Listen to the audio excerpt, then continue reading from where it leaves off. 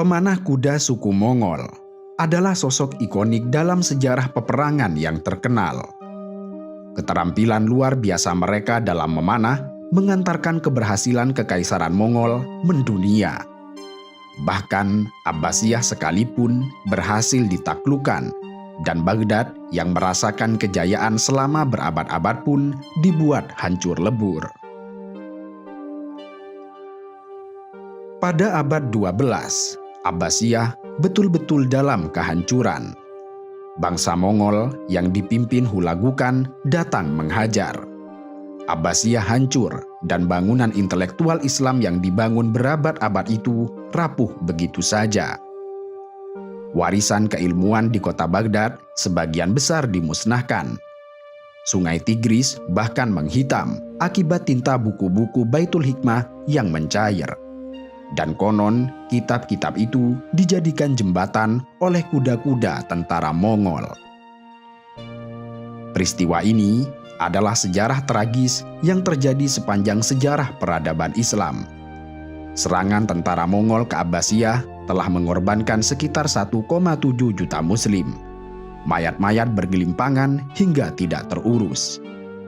Padahal secara logika tidak mungkin sebuah imperium sebesar Daulah Abbasiyah yang telah mapan hancur lebur begitu saja menghadapi serangan bangsa Mongol. Namun sayangnya, itulah fakta yang tercatat dalam sejarah Abbasiyah yang pada gilirannya harus menemui kehancuran. Namun, siapa yang menyangka bahwa pada akhirnya dalam perjalanan sejarah ditemukan fakta yang menarik. Jutaan orang-orang suku Mongol berbondong-bondong masuk Islam. Selain karena sepupu Hulagukan yang masuk Islam, salah satu sumbernya dari seekor anjing yang tidak terima karena Nabi Muhammad dihina. Setelah kejadian ini, puluhan ribu suku Mongol memeluk agama Islam. Suatu saat, para pembesar Nasrani mengadakan sebuah pesta besar untuk merayakan kenasranian salah satu putra Raja Mongol. Sebuah pesta yang meriah karena suku yang mampu menghancurkan Baghdad itu telah masuk Nasrani. Dan ini jelas akan memperkuat ketentaraan Salibis dalam memerangi umat Islam. Di tempat itu juga ada seekor anjing pemburu yang terikat dengan kuat. Anjing itu terlihat jinak, mengeluarkan lidah sambil mengamati orang-orang yang sedang asik berpesta. Di tengah pesta, salah seorang dari mereka yang bekas tentara salib angkat bicara. Ia berdiri tidak jauh dari tempat anjing itu terikat. Ia pun mendapat perhatian dari hadirin dan memandangnya. Dengan lantangnya, ia mencaci maki Nabi Muhammad SAW. Sumpah serapah pun muncul dari mulutnya. Dan di tengah ia mencaci Nabi Muhammad, anjing di sampingnya tampak menggeram dan gelisah. Ia meronta seolah tidak tahan dengan keadaan di sekitarnya. Anjing itu pun akhirnya mampu melepaskan ikatannya dan langsung mencakar. Dan seketika peserta pesta terkejut, terkesiap dengan aksi spontan anjing itu. Dengan susah payah, mereka menyingkirkan anjing itu dan mengikatnya kembali dengan kuat. Di antara mereka, ada yang mengatakan, "Itu akibat ucapanmu yang mencaci Nabi Muhammad." Tidak begitu, anjing ini jiwanya jinak dan lunak. Ia hanya melihatku mengangkat tangan hingga menduga aku akan memukulnya, kata pencaci Nabi. Setelah dirasa reda, lelaki yang mantan tentara salib itu kembali berdiri dan mencaci Nabi Muhammad SAW. Bahkan hinaannya kini lebih keras lagi. Sementara anjing di sampingnya terus menampakkan geram, mengamuk, dan memberontak kuat, hingga tali pengikat kembali putus. Anjing itu langsung melompat dan menerkam lehernya di hadapan banyak orang. Anjing itu berada di atas tubuh dan terus mengoyak-ngoyak lehernya. Akhirnya, pencaci Nabi itu pun tewas di tempat. Orang-orang yang hadir tercengang. Jamaluddin, sumber kisah ini mengatakan, "Aku melihat anjing itu menggigit tenggorokan pria Nasrani itu dengan taring tajamnya. Kisah ini ditulis oleh banyak sejarawan, di antaranya oleh Az-Zahabi dalam Mu'jamus Syuyukh, dan dikutip kembali oleh Ibnu Hajar al-Asqalani dalam Ad-Durar al-Kamina. Hikmah dari kejadian ini, sekitar 40.000 dari suku Mongol memeluk agama Islam. Kutipan oleh Az-Zahabi di akhir penulisan kisah ini. Kisah ini juga populer di kalangan bangsa Mongol. Hingga pada perjalanan tahun-tahun berikutnya, banyak dari bangsa Mongol di beberapa kawasan, sebagian besar memeluk agama Islam. Namun demikian, sebelum itu, salah seorang raja bangsa Mongol bernama Barkakan atau Berkehkan, pemimpin Golden Horde, sudah masuk Islam. Barkakan, sepupu Hulagukan penghancur Baghdad itu, masuk Islam pada tahun 650 Hijriah. Persinggungan sepupu Hulagukan ini dengan Islam setelah ia bertemu dengan seorang ulama di daerah Najjari bernama Najmuddin Az-Zahidi. Ia bertemu Syekh Najmuddin setelah ia kembali dari ibu kota bangsa Mongol. Saat itu, Barkakan mengajukan beberapa pertanyaan tentang Islam.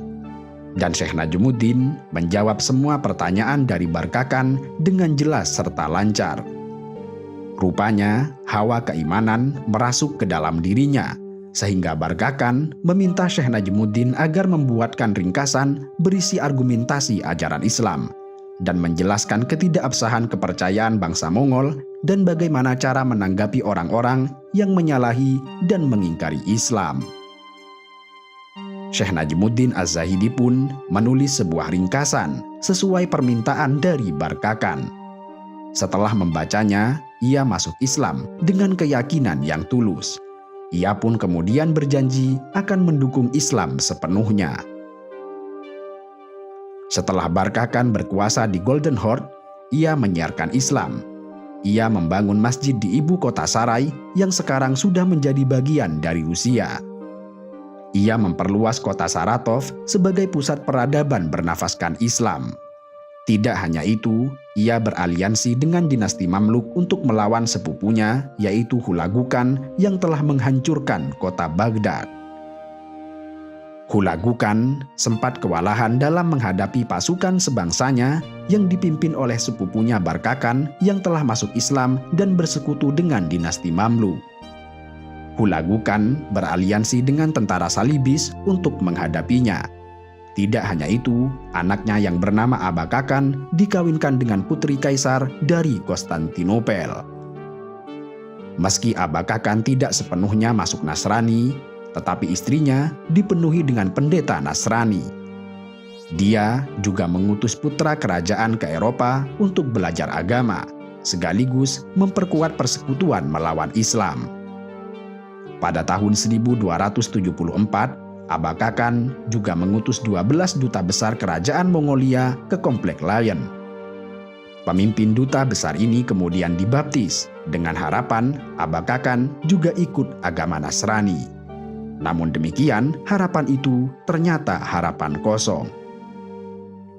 Malah kemudian terjadi peristiwa membanjirnya orang-orang Mongol memilih Islam sebagai agamanya.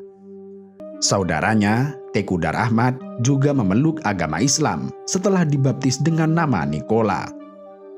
Peristiwa anjing seperti dalam kisah sebelumnya diyakini juga terjadi dalam persinggungan ini. Pertempuran terbesar antara dua cucu Genghis Khan terjadi di Ain Jalut yang terjadi pada tahun 658 Hijriah yang kemudian dimenangkan oleh umat Islam.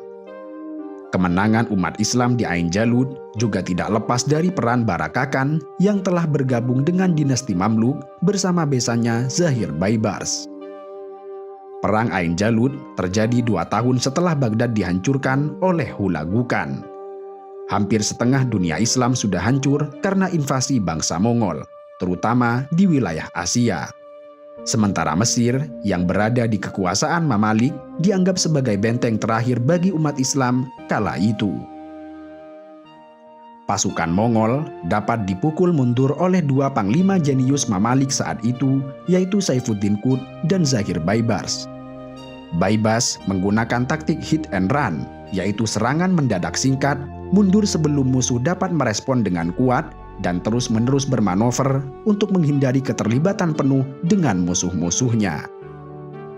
Pada akhirnya, Hulagukan harus mundur dari Ain Jalut dan menjadi tanda kekalahan pertama dari dua kekalahan yang akan dihadapi bangsa Mongol dalam upaya mereka untuk menyerang Mesir dan tanah Syam. Semuanya juga tidak lepas dari peran Barkakan, sepupu Hulagukan yang telah masuk Islam bersama pasukannya. Keislaman bangsa Mongol yang terus mengalir di beberapa kawasan merupakan tanggapan nyata terhadap mereka yang mengatakan bahwa Islam disebarkan dengan pedang saja. Meskipun Mongol menduduki dan menghancurkan sebagian besar kota-kota Islam, pada akhirnya mereka menemukan Islam sebagai agama tepat untuk diyakini. Sebuah keajaiban saat Allah membalikan hati orang-orang yang benci pada Islam seketika beralih mencintai Islam, berkat seekor anjing yang mengerti bahwa Nabi Muhammad adalah manusia paling mulia di muka bumi. 20 tahun kemudian, bangsa Mongol sendiri telah menerima Islam sebagai agamanya.